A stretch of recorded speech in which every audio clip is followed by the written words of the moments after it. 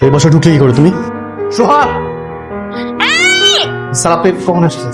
এই মেয়েটাকে স্যার ভাড়াটি হাঁটিয়ে মানে আমি তো ওনার থেকে এই বাসাটা ভাড়া নিয়েছি, ইনফ্যাক্ট 6 মাসের অ্যাডভান্স করেছি। কাজ করার আগে আমাকে জিজ্ঞেস করার প্রয়োজন মনে করো না। তোমাকে এক্ষুনি বিদায় করবা, অ্যাডভান্সের টাকা ফেরত দাও। অ্যাডভান্সের টাকা আমি গ্রামে পাঠিয়ে দিয়েছি। আর টাকা তো পরেও দেওয়া যাবে, আমি কয়েক মাস থাকি এখানে।